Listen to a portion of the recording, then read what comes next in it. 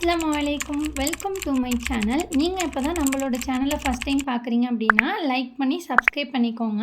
இது ரொம்ப most requested video, ஒரு ரெசிபியுமே கூட. கமெண்ட் செக்ஷனில் அதிகமாக கேட்ட ரெசிபி இது தான், ஸ்பாஞ்ச் ரெசிபி. டீட்டெயிலாக வீடியோவில் சொல்லியிருக்கேன், ஸோ ஸ்கிப் பண்ணாமல் பாருங்கள். இன்க்ரீடியன்ட்ஸ் எல்லாமே மேலேயும் டிஸ்பிளே பண்ணுறேன், கமெண்ட்லேயும் பின் பண்ணுறேன், செக் பண்ணி பாருங்கள். இதுக்கு வந்து ஃபஸ்ட்டு ஃப்ரெஷ்ஷான எக்கு தேவைப்படும். அடுத்து வெனிலா எசன்ஸ், மைதா, கிரானுலேட்டட் சுகரே ஓகே தான், பவுடர் சுகர் போடணும்னு அவசியம் கிடையாது. அடுத்து வாசனை இல்லாத ரீஃபைண்ட் ஆயில். அடுத்து கேக் ஜெல் தான் நம்மளோட கேக்குக்கு வந்துட்டு சாஃப்ட்னஸ் கொடுக்க போகுது. அதனால் கேக் ஜெல் நல்ல பிராண்டாக பார்த்து யூஸ் பண்ணிக்கோங்க. நான் இந்த பிராண்ட் தான் வந்து யூஸ் பண்ணுறேன். அடுத்து 6 இன்ச் பேனில் வந்துட்டு நான் பட்டர் ஷீட் போட்டு ஆயில் க்ரீஸ் பண்ணி வச்சுருக்கேன். சரி, நம்மளுக்கு பீட்டர் கண்டிப்பாக தேவைப்படும். ஒரு பவுல், ஒரு ஸ்பேச்சுலா. பவுலில் 3 எக்ஸை ஆட் பண்ணிவிட்டு வெனிலா எசன்ஸ் ஆட் பண்ணிக்கோங்க. பிஞ்ச் சால்ட் வந்து நீங்கள் ஆப்ஷனல் தான், சேர்த்துக்கிறதுனாலும் சேர்த்துக்கலாம். பட் வந்து நான் வீடியோவில் வந்து சேர்க்கல. இந்த ரெண்டுத்தையும் ஆட் பண்ணிவிட்டு நம்ம ஃபஸ்ட்டு ஸ்பீடில் தான் வச்சுட்டு ஃபஸ்ட்டு பீட் பண்ணணும். எடுத்தோடனே ஹை ஸ்பீட் வச்சு பீட் பண்ண வேணாம். இது கூடவே நம்ம சுகரை 3 பேட்சஸாக கொஞ்சம் கொஞ்சமாக ஆட் பண்ணிவிட்டு நல்லா அந்த கலர் வந்து ஒயிட் ஆகணும், அந்த அளவுக்கு பீட் பண்ணி எடுத்துக்கலாம்.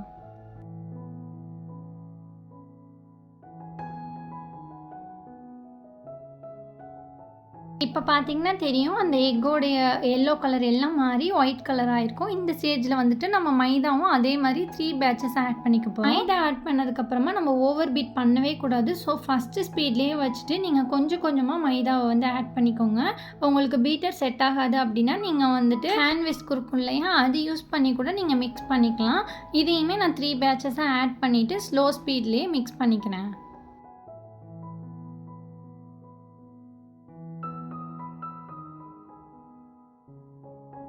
நெக்ஸ்ட்டு கேக் ஜெல் ஆட் பண்ணிக்கிறேன். கேக் ஜெல் ஆட் பண்ணிவிட்டு நீங்கள் ஹை ஸ்பீடில் தான் வந்துட்டு பீட் பண்ணணும், ஸ்லோ ஸ்பீடில் வந்து பீட் பண்ணக்கூடாது. ஹை ஸ்பீடில் ஒரு 5 மினிட்ஸ் ஆர் 4 மினிட்ஸ் கிட்ட நல்லா அது வந்துட்டு டபுள் சைஸாக ஆகி வரும். அந்தளவுக்கு நல்லா பீட் பண்ணி எடுத்துக்கோங்க.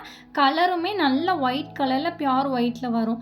அண்ட் சைட்லலாம் வந்து ஸ்க்ரேப் பண்ணி விட்டுக்கோங்க, ஏன்னா எக்கோட ஸ்மெல் வந்துட்டு சைடில் இருக்கும். அதுக்காக லாஸ்ட்டாக நம்ம ஆயில் ஆட் பண்ணிவிட்டு 1 ஸ்பீடில் வச்சு லைட்டாக மிக்ஸ் பண்ணி கொடுத்தா போதும், ரொம்ப மிக்ஸ் பண்ண வேண்டாம். அவ்வளோதான், நம்மளுடைய பேட்டர் வந்துட்டு ரெடி ஆயிடுச்சு. இதோடைய ஸ்பாஞ்ச் வெயிட் வந்து பார்த்தீங்கன்னா, நீங்கள் 1/2 kg கேக் செய்கிறீங்க அப்படின்னா இந்த ஸ்பாஞ்ச் வந்துட்டு அப்ராக்சிமேட்டாக 250 கிராம் கிட்ட இருக்கும். நீங்கள் வந்துட்டு க்ரீம் எல்லாம் சுகர் சிரப் எல்லாம் சேர்க்கும்போது உங்களுக்கு 1/2 kgக்கு கேக் கரெக்டாக இருக்கும். பேட்டரை நம்ம டின்னில் ஆட் பண்ணிவிட்டு 180 டிகிரியில் ப்ரீ ஹீட் பண்ண ஓவனில் நம்ம 30 மினிட்ஸ்க்கு வச்சு பேக் பண்ணி எடுத்தோம் அப்படின்னா சூப்பரான ஸ்பாஞ்ச் வந்து ரெடி ஆகிடும். நீங்கள் எப்படி பேக் ஆகிடுச்சின்னு சொல்லிட்டு கண்டுபிடிக்கிறேன்னா, ஒரு டூத் பிக் வந்துட்டு உள்ளே இன்சர்ட் பண்ணிவிட்டு வெளியில் எடுத்திங்கன்னா க்ளீனாக வரணும். இதே மாதிரி இதே மெத்தடில் ட்ரை பண்ணிங்கன்னா உங்களுக்குமே சூப்பரான கேக் இதே மாதிரி ஹைட்டோட கிடைக்கும். லேயர்ஸ்லாம் அவ்வளோ பர்ஃபெக்டாக வரும். பேக்கரியிலையுமே வந்துட்டு இந்த ரெசிபி தான் ஃபாலோ பண்ணுவாங்க. இப்போ கேக் ஜெல் யூஸ் பண்ணுறதுனால வந்துட்டு ஹெல்த்தியா அப்படிங்கிற ஒரு கான்வர்சேஷனுக்குள்ளே நம்ம வந்தோம் அப்படின்னா, நம்மளுக்கு வந்துட்டு நார்மலாகவே கேக் வந்து அன்ஹெல்த்தி தான்.